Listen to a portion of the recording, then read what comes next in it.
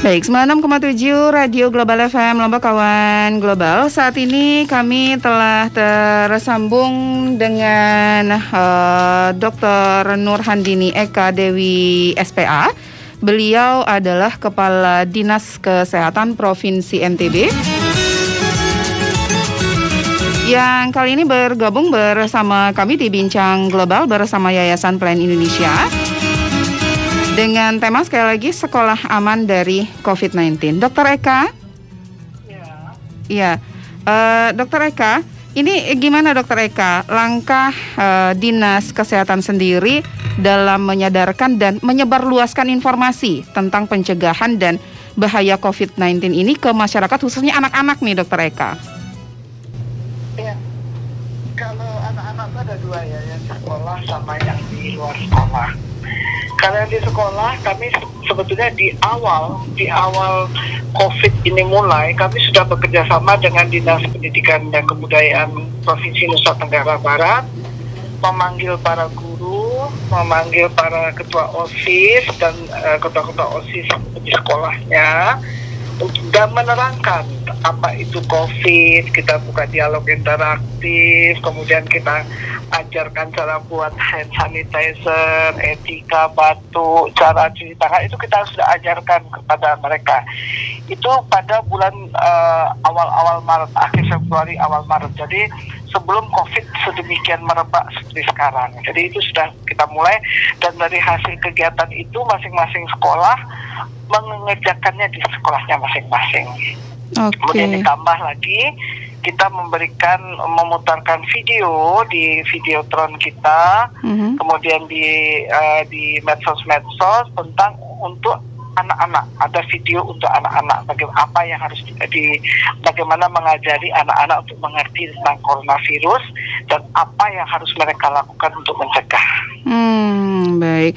Apa nih yang sudah dan akan dilakukan oleh Dinas Kesehatan untuk mendukung sektor pendidikan dalam menghadapi wabah bencana COVID-19 ini, Dr. Eka? Kalau yang sudah itu tadi yang saya ceritakan itu sudah kita kerjakan. Jadi itu sudah kita kerjakan jauh sebelum ada penetapan bahwa anak-anak itu school from home ya, mereka harus belajar. Jadi sebelum itu kita sudah kerjakan. Nah, yang akan adalah reminding. Saya kira kita mengingatkan kembali kepada para guru untuk selalu mengingatkan anak-anak untuk tetap menjaga perilaku hidup bersih sehat ya, hidup bersih sehat. Kemudian apa yang harus dalam perilaku hidup bersih sehat itu yang bisa membantu mereka mencegah ketularan COVID. Pertama jelas di rumah saja. Kedua, cuci tangan pakai sabun dengan air mengalir, etika batuk, ya, dan sekarang tambah selalu memakai masker. Dan itu yang kita ingatkan kepada mereka, social distancing, jaga jarak. Gitu. Jaga jarak. Tetap ya, kita reminding kepada semua orang bahwa jangan menyepelekan hal sederhana. Yang kita bicarakan ini adalah hal sederhana semua. Dan bisa dilakukan tanpa mengeluarkan biaya, kecuali beli masker. Beli masker, beli sabun, hanya itu yang butuh modal. Yang lain yang dibutuhkan adalah modal kemauan. Jadi itulah hal yang bisa kita lakukan kepada semua orang, terutama untuk orang tua dan anak-anak ya, anak-anak ini. Kita kadang-kadang beberapa hal kita balik, anak-anaknya kita ajarin supaya balik mengingatkan orang tuanya. Di satu sisi orang tua kita ingatkan untuk mengajari anaknya. Jadi dua sisi kita tempuh. Ke orang tua, ke guru, ke anak juga kita langsung berikan. Dr. Eka, kami sebagai orang tua gimana nih caranya mendapatkan petunjuk yang tepat dan benar ini selama proses penanganan COVID-19 berlangsung? Ya, saya kira satu, kita harus paham mengingat anak-anak kita kan sedang senang-senangnya bermain di luar. Dengan situasi sekarang, carikan kegiatan agar anak-anak itu senang di rumah. Kedua, jaga jarak walaupun di rumah. Jadi artinya biasanya nonton TV sambil peluk-pelukan, keluntelan, sekarang jaga TV-nya ya jaga jarak. Tetap walaupun di rumah physical distancing atau tetap dijaga. Jadi itu satu lagi.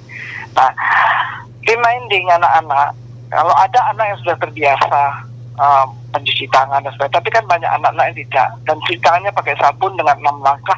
Kita terjadi orang tua belajar apa yang harus dilakukan sehari-hari dengan baik dan benar, karena orang tua adalah patron, contoh dari anak-anak terhadap apa yang benar yang harus dilakukan dalam mencegah penyakit COVID-19 ini. Oke. Dokter Eka, apa peran Dinas Kesehatan, Dokter Eka, untuk memastikan kapan anak-anak bisa kembali ke sekolah nih? Peran kita adalah kita kan melaporkan secara teratur jumlah, kemudian epidemiologi, bagaimana skenario epidemiologi kita berjalannya ke arah mana, karena kami kan di awal kejadian kita ini sudah membuat skenario epidemiologinya NTB. Nah, nanti kita dari hitungan pasien harian, tren ini kan akan kelihatan arahnya NTB masih di arah yang mana. Kalau dia masih menuju puncak, kita tidak akan bisa memberi rekomendasi anak-anak sekolah. Tapi kalau dia sudah melandai, nah itu baru bisa. Kita sekarang lagi menuju puncak. Baik. Ya, jadi kita belum, kalau saya ditanya kapan akan terjadi bahwa anak-anak ini bisa kembali ke sekolah, kita lihat kurva epidemiologinya. Sudah lewat masa puncak belum? Kalau sudah lewat masa puncak dan kemudian sudah melandai, itu berarti situasi sudah membaik. Tapi kalau saat ini posisi NTB justru sedang naik menuju puncak. Baik. Nah, Dokter Eka, ini kan untuk pemakaian masker nih Dokter Eka. Seperti yang kita ketahui, kalau bayi dan anak-anak mungkin di bawah 2 tahun itu kalau memakai masker kayaknya kurang gimana, mereka kayaknya nggak nyaman. Itu perlu tidak mereka memakai masker ketika keluar rumah? Perlu. Untuk bayi dan anak-anak. Kita tidak bisa tahu. Sebagai ilustrasi, bayi yang kemarin positif, anak 2 tahun yang kemarin positif, itu kemungkinan kenanya di waktu dibawa keluar. Dari hasil tracing kontak kita. Ya kalau saya sih lebih baik nggak usah keluar. Nggak usah keluar ya? Iya. Bahkan saya dengan pasien-pasien saya kalau nggak terlalu parah, paling saya pakai WA aja, saya suruh. Dokter Eka, terakhir Dokter Eka. Sebagai seorang dokter, apa himbauan Dokter Eka untuk para orang tua dan anak-anak di rumah, Dokter Eka, silakan. Ya, bagi Bapak Ibu yang punya anak-anak, baik anak bayi, balita, remaja dan remaja, harus diingat anak itu termasuk salah satu kelompok yang rentan. Karena apa? Karena mereka daya tahan tubuhnya belum sebaik orang dewasa. Sehingga jagalah anak-anak kita untuk tetap berada di rumah di fase ini. Dengan dia berada di rumah, risiko dia ketularan COVID, kena terpapar dengan kuman virus corona semakin sedikit. Kalaupun harus keluar, pakailah masker. Kemudian di rumah, ajarkan anak kita untuk tetap mencuci tangan pakai sabun dengan air mengalir, kemudian physical distancing, jaga jarak, selalu memakai masker, ya, selalu memakai masker, terutama bila sedang keluar rumah, ya. Dan satu lagi untuk ibu-ibu, orang tua yang masih punya anak bayi, tolong pastikan anak Anda tetap mendapatkan imunisasi sesuai jadwalnya. Baik. Karena imunisasi inilah yang akan menjadi payung pelindung bagi bayi-bayi kita. Nah. Baik. Terima kasih Dokter Eka. Terima kasih banyak Dokter Eka atas waktunya. Baik, terima kasih. Selamat sore Dokter Eka. Sore. Baik kawan global, demikian tadi perbincangan kami dengan Kepala Dinas Kesehatan Provinsi NTB, Dr. Nurhandini Eka Dewi SPA, melalui telepon kawan global. Kali ini kami kembali menyapa Dr. Aidi, ada Pak Rido dan juga Mbak Maulina, ya. Mbak Maulina, ini kan menurut Plan Indonesia sendiri nih, Mbak Maulina, ini gimana nih memastikan anak-anak aman saat belajar di rumah nih, Mbak Maulina? Silahkan Mbak Maulina. Sebenarnya seperti yang disampaikan oleh dokter tadi ya. Jadi itu yang harus dilakukan dan itu harus diterapkan terus-menerus seperti cuci tangan, kemudian sebisa mungkin anak-anak tidak keluar dari rumah, terus kemudian kalau terpaksa keluar harus pakai masker seperti itu. Nah, tapi di sini selain kita membiasakan kebiasaan baik pada anak-anak juga harus diperhatikan karena memang anak-anak ini juga dalam situasi seperti ini juga rentan mendapatkan kekerasan ya.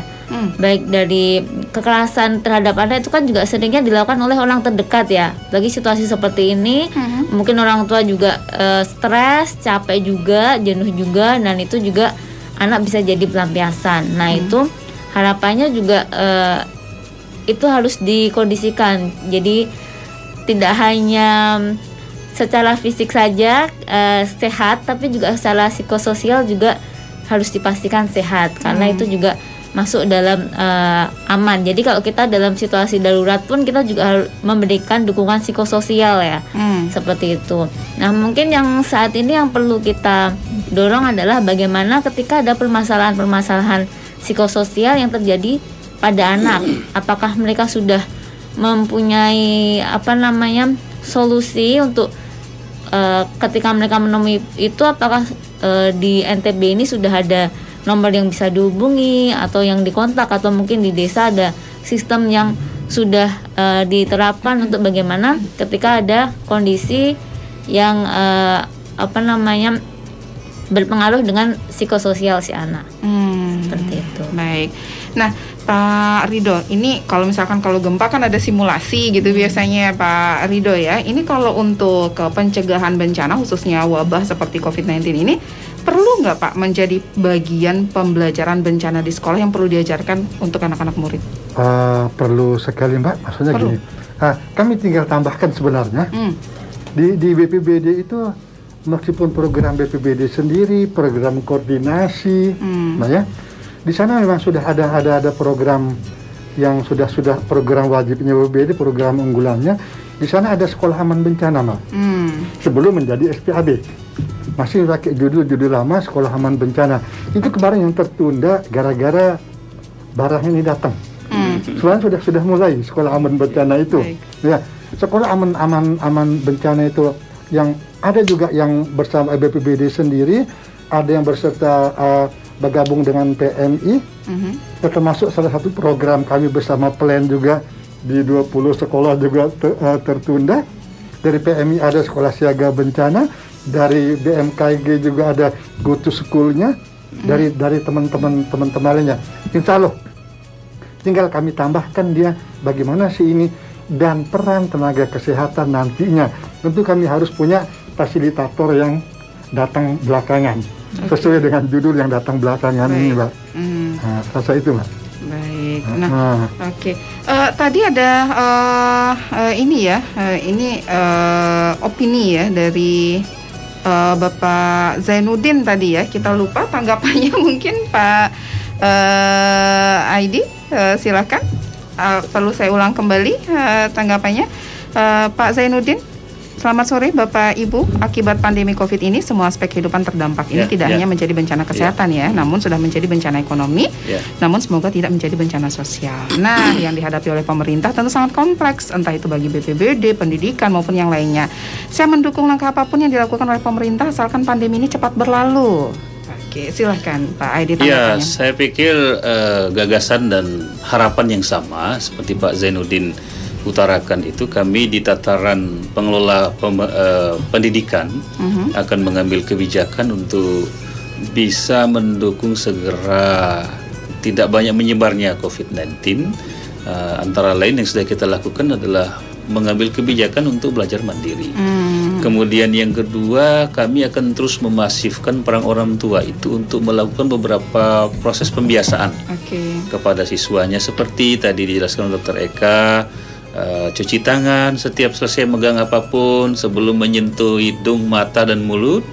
Kemudian untuk betah di rumah atau di lingkungan rumah dan sambil berkreasi untuk menyelesaikan sejumlah hal yang merupakan beban yang diberikan atau tugas yang harus diselesaikan untuk menyelesaikan pendidikan anak-anak kita ini. Okay. Kemudian kepada masyarakat tentunya tidak hanya pada masyarakat pada lingkungan pendidikan, anak-anak murid kita, guru kita, para pengawas kepala sekolah, juga masyarakat umum, agar kita harapkan juga bisa saling memberikan informasi, bisa juga saling menasehati dan menjaga, serta pasti kita harapkan juga sama-sama untuk selalu berdoa. Agar musibah ini atau ujian dari Allah Subhanahu wa taala ini segera berakhir. Baik. Nah, karena waktu kita sudah tidak memungkinkan lagi, Pak Aidi, Pak Ridho, dan Mbak Maulina, ada yang ingin disampaikan sebelum kita pamit? Singkat saja. Sendiri, silakan. Ya. Silakan. Terima kasih para pemirsa Global AF yang kami banggakan. Dengan kondisi wabah COVID yang melanda saat ini, pertama, kita jangan terlalu panik bahwa musibah bencana ini semua ada hikmahnya. Kemudian kita senantiasa untuk menjaga kondisi ketika kita tidak panik, maka imun tubuh kita akan tetap kuat. Ketika kita terus panik, maka yakinlah itu akan menjadi salah satu pemicu. Untuk itu yang perlu kita lakukan adalah ikuti apa yang menjadi arahan, anjuran, dan ketentuan-ketentuan dilakukan oleh yang sudah diberikan oleh pemerintah, dan itu baik untuk masyarakatnya. Kemudian yang kedua, kita harapkan juga para pemirsa Global FM untuk selalu menahan diri, tidak banyak keluar rumah, tidak melakukan aktivitas berkumpul, dan selalu melakukan physical distance maupun social distance agar virus ini tidak berjangkit dengan lebih luas. Demikian. Baik, terima kasih Pak Aidi, terima kasih Pak Ridho, Mbak Maulina, terima kasih. Assalamualaikum warahmatullahi wabarakatuh. Selamat sore. Dan kawan Global, terima kasih juga untuk Anda yang selalu setia bersama kami di 96,7 Radio Global FM Lombok. Waktunya kami pamit. Wassalamualaikum warahmatullahi wabarakatuh. Selamat sore dan sampai jumpa. Global FM Lombok, radio berita terkemuka di NTB.